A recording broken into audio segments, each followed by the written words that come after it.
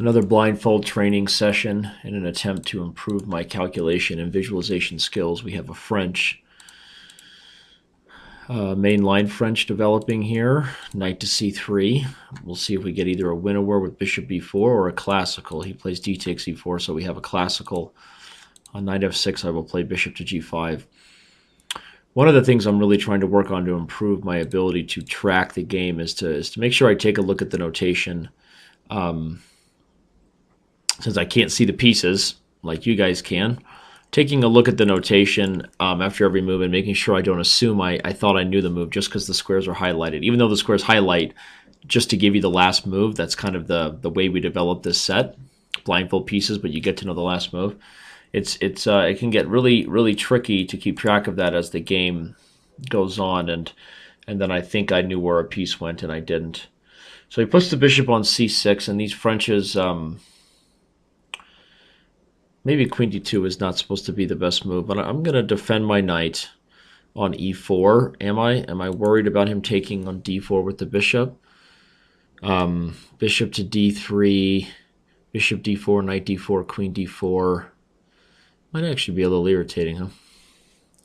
Possibly. But do I really have a choice at this point? He's going to take f3. I guess I don't really. I'm going to play bishop d3.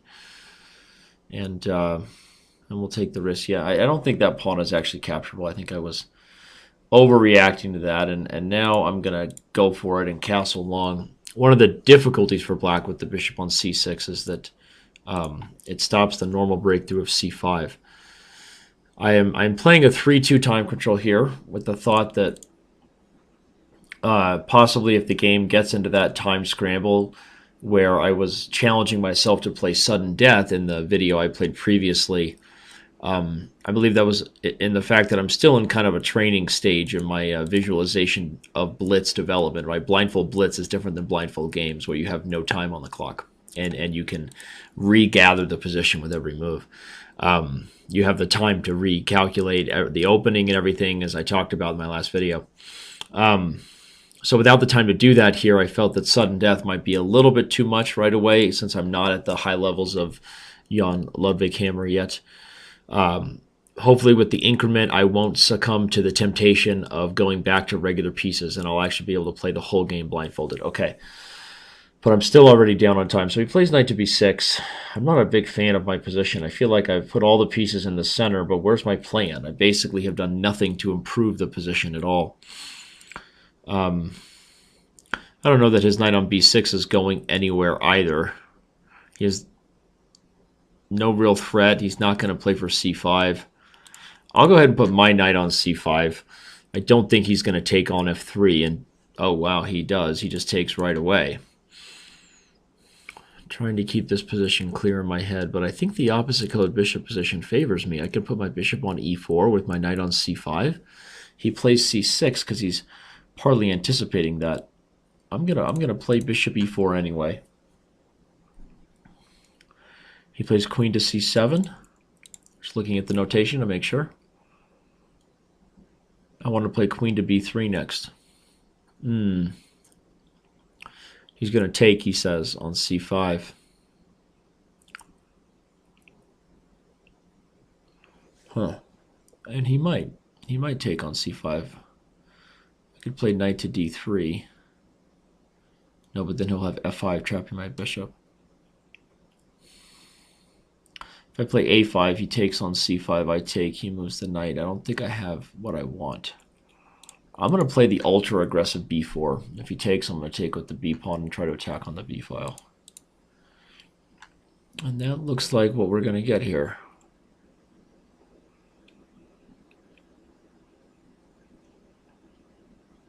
I have to play faster in these blindfold games. This is really hard. I'm going to take, play king a2, and try to get my rooks to the b file. I took with the rook.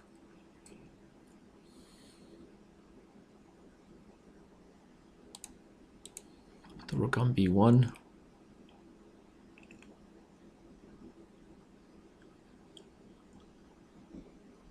Yeah, I just saw that he was going to do that. That's kind of irritating. I'm going to take on e5. He's going to take, and I'm going to take back, and my position is falling apart. Position is falling apart here.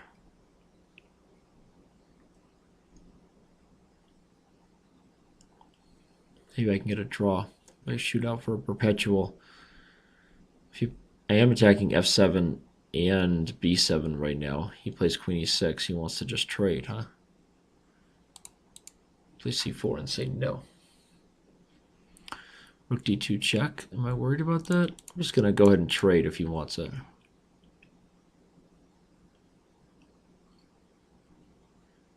If he checks on e2, can I trade queens and still draw? I think I can. Oh, he's just going to take f3. Oh, no, he just takes it.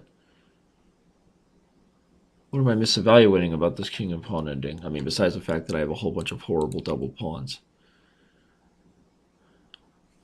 Here's the pawn on f7. I'm going to go here. He also has the pawn on g5. I have my pawns on c4 and c5, though. I'm try to offer the trade of my doubled f1. See, now I have this move. And if he takes, I think I have f3, putting him in... Oh, I didn't see that. Okay, but I can play h4, right? g4, f4, now it's still locked up, pretty much.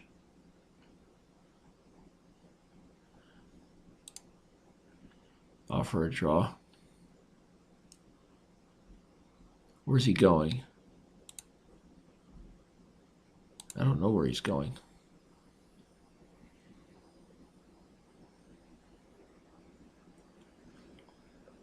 Wouldn't be the worst result for me, I guess.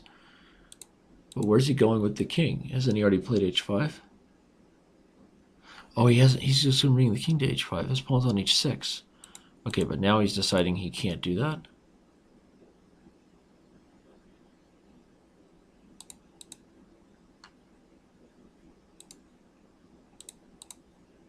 I think I have a... Or I thought I had a draw.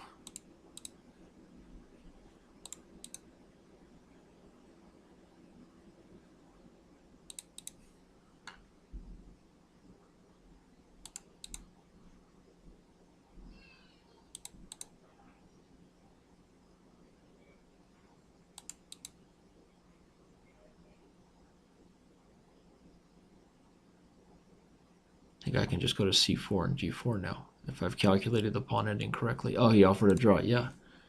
Right? Oh, that might have been one of the better full and complete blindfold games I've ever played. Let's take a look at it and see what the quality of my chess was.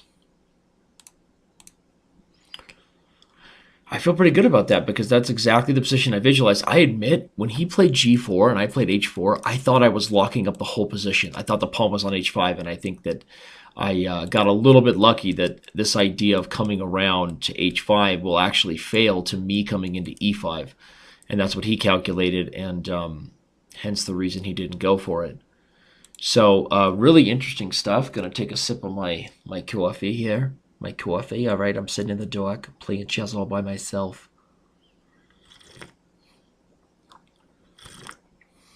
Oh, that's good. So let's take a look at it. So we had this French, classical French with bishop to c6. I don't think queen d2 is the best move. I think I'm already, kind of not on the right track. I think there's a few solid ways to play against this, because the advantage of this is it puts pressure on the center early, but the disadvantage is it really takes away the natural breakthrough for black, which is, of course, c5 in a lot of these positions. So, but he can't really take here. I think I would probably just castle long and then, get a bunch of compensation, although I admit as you saw in my visualization, I hadn't really thought out my development pattern very well. Probably because I don't really know this bishop c6, knight d7 line that well. I feel like it's positionally a little bit dubious, and the approach I took was sort of simple and I think a decent one.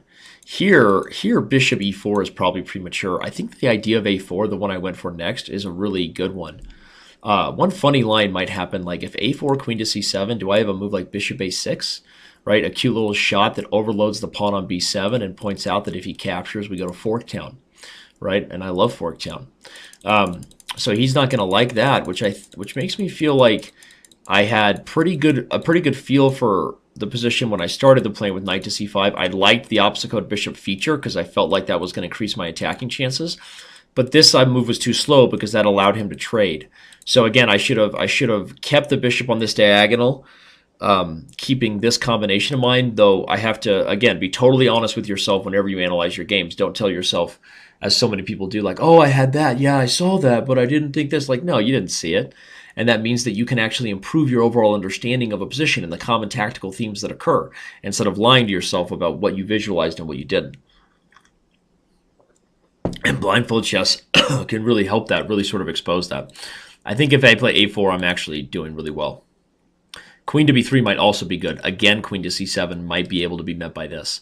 But if I had 5 moves, it'd be like 1, 2, 3, and then like go for these combinations. So it's one of those positions where I had the plan right, but the execution was clearly off, right?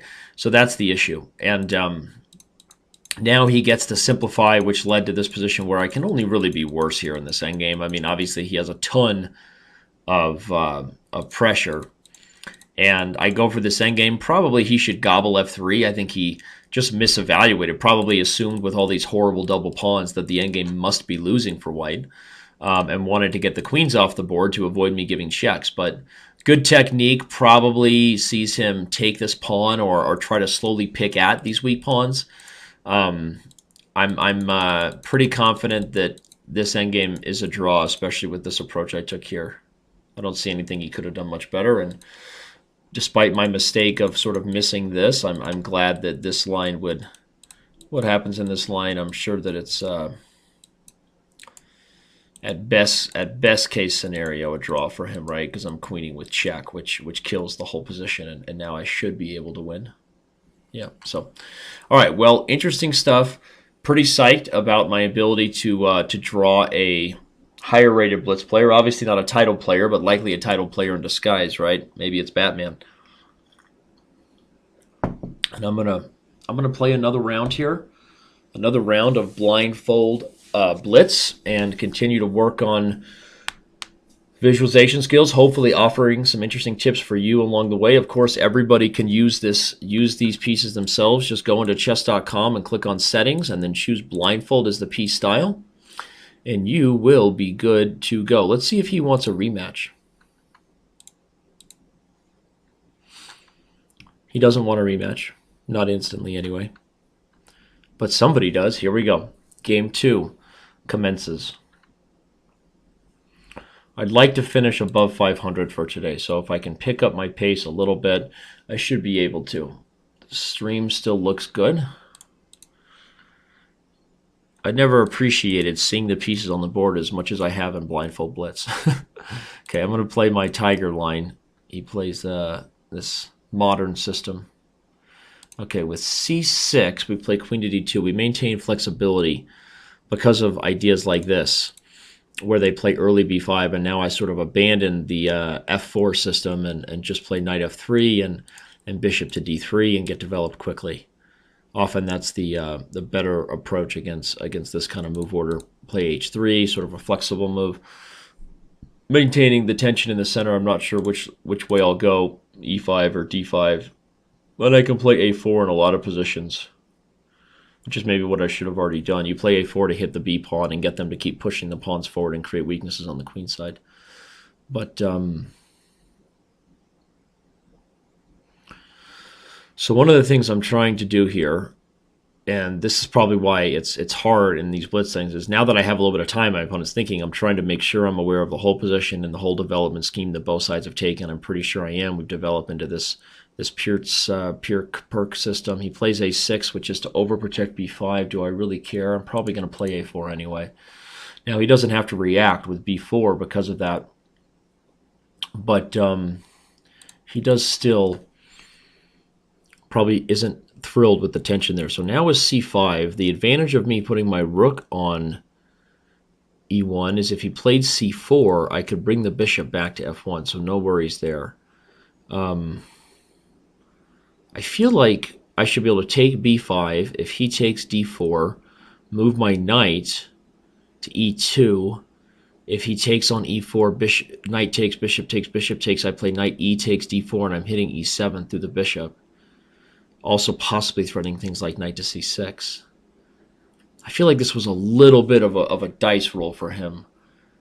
Obviously, sacrificing the center for the wing may not be in my favor normally, but I feel like with the rook on the e-file and the bishop on e7, I see a long distance relationship taking place on e7 there. And I like that. I like it when those pieces come together. So he takes it. I'm going to go for this line I calculated. Now, it does seem, if he already had his knight, or if he could take on e4 twice with the knights, I'd have a problem, because then he would be hitting my queen. But now he takes back on b5, but I'm gonna go take on d4, which now renews my protection of the e4 pawn because the rook on e1. I'm still ganging up on the pawn on b5. Indeed, he plays knight to c5. Shouldn't I take on a8? Is the a-file open? I don't want to make a huge blunder here, but I think it is. Yeah, I'll take on a8. Okay, now this is where it gets tricky. He took with the bishop, so let's have full visualization here. We have pawn, pawn, knight, bishop, queen, knight, rook, pawn, bishop, pawn, pawn, pawn, king. So we know where his pieces are. Bishop, pawn, knight, pawn, pawn, pawn, pawn, pawn, bishop, knight, king, rook, queen. So the e4 pawn is a potential target here. He is threatening to take it. But one thing I can do is I can take f6 and then take on b5. Do I win the pawn? No, I don't. Because if I take with the knight on b5, b2 hangs from the bishop, and if I take with the bishop, e4 hangs. So that's a problem. He is going to take on e4, isn't he? If I don't do anything, he is officially threatening that. Gosh, I feel like this is just not great for him, but I'm not sure what to do. e5 doesn't work either, because if pawn takes, knight takes, queen takes, d4. So I have to find a way to protect e4, I think. But I don't know that I can. I can take, again, we talked about taking f6, bishop takes, then maybe I play bishop takes b5. If knight takes e4, I move the queen somewhere. It's an idea. Feels a little off, but I don't see a clear way to... But why trade the e for the b pawn? It feels wrong, right? If he takes with the bishop, I should probably just play queen e2. I think so. He takes it. I'm going to play queen e2.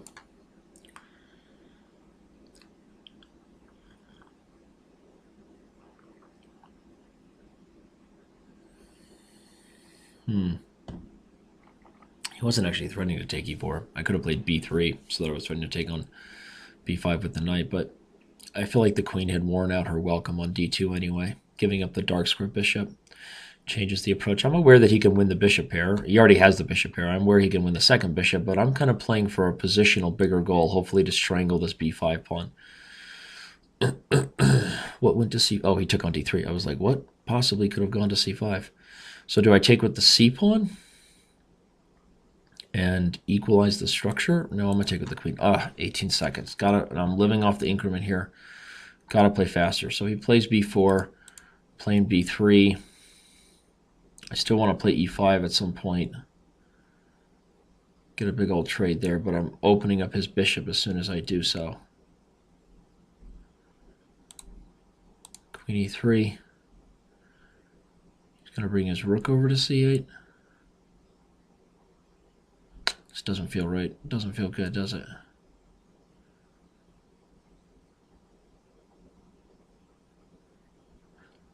Yeah, of course he's going to play rook c8. What am I doing? Oh, I've already freed the back rank. I don't even know what move to play here. I guess I'll play rook to c3 now. I'm like just making... I'm worse. I've been outplayed. Maybe now I can bring my knight to e2 at tempo on the rook. Probably doesn't even work because he'll take back with the bishop and just...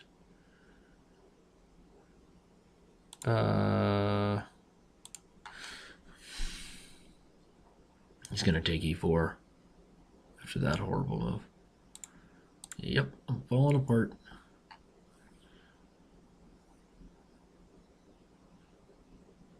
Whoa.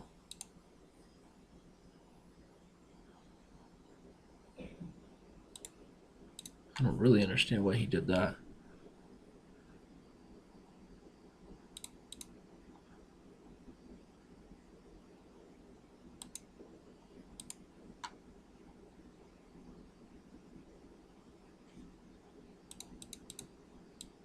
Play queen to c5. Okay, I'm just making sure.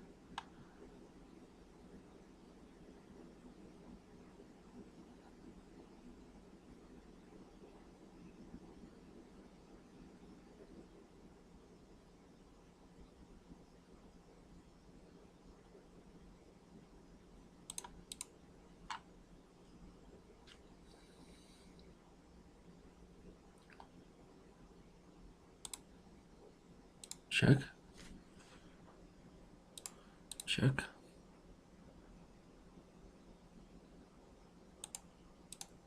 Take a draw, I guess. I don't know what else to do. I guess I'm not taking the draw, apparently. Which is probably a stupid decision by me.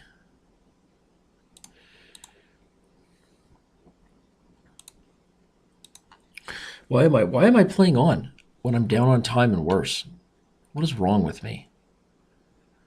In a blindfold piece setting, you know? It's like, am I just that stupid?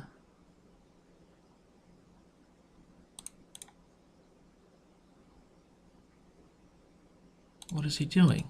He's going to take f7. Free Willy. Check. Check. Take g6, right?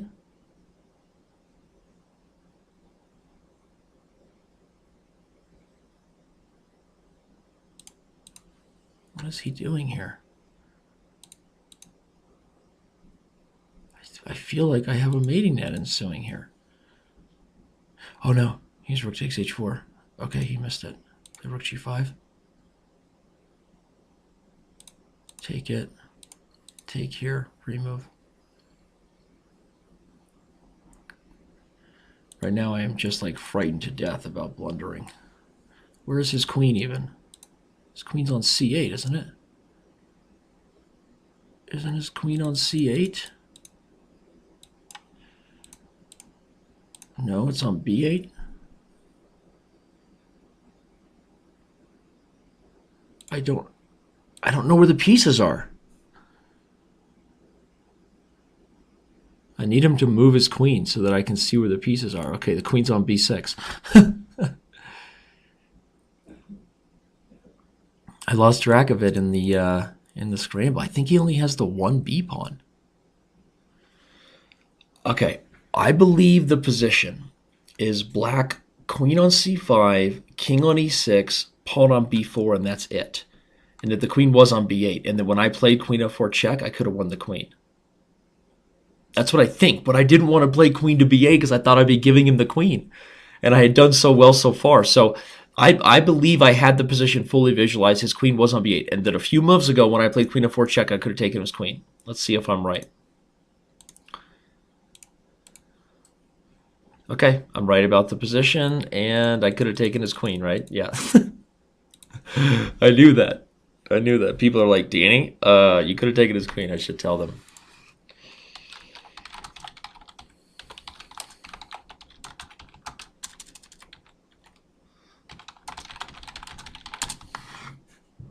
So, yeah.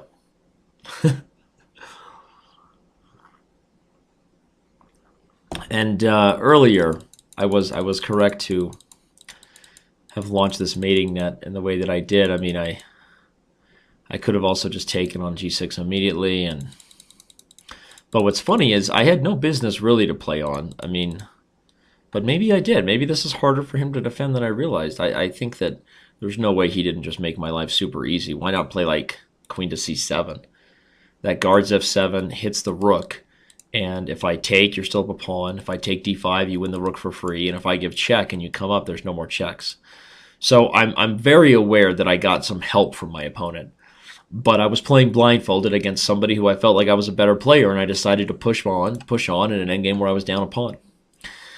I know, it makes no sense, right? I should have just taken the perpetual and been happy to have improved whatever visualization muscles I did along the way in this blindfold training. But I wanted the whole thing. I wanted the whole thing, and I'm really glad I went for it. Obviously, queen to b8 was the critical blunder. And certainly if he doesn't do that, the position should probably still be a draw. But now I'm definitely in the driver's seat, having won that pawn with a centralized queen and a weak king.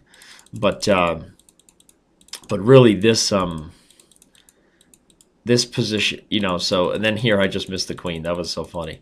I actually saw the queen, and so just, you know, for the record, I knew that. Actually, it's funny when I first played queen to g4 check, I thought I was winning the queen there, if you remember. But then when I remembered that and offered it, I was like, wait, this queen's on b8. But then I was trying to look back through the notation. I don't know if you guys saw. I was trying to look through the notation because I only had like a few seconds, and I'm like, was this queen on b8? Like, where is it, right? And then. Okay, so once he moved his queen and I knew where the pieces were, I felt pretty confident that I could just push this pawn till kingdom come. That's what I was going to rely on down the stretch. It's not the most scientific chess. It's practical chess dealing with an increment and playing blindfolded. So appreciate you guys watching the video. Go ahead and subscribe to our channel here on chess.com. Go ahead and try out the blindfold pieces for yourself. And go ahead and make sure you wash your hands and avoid spreading germs. Because that's probably how I got sick. And I'm really enjoying the sickness here. But would appreciate that. Let's all be clean people, right? All right, good talk.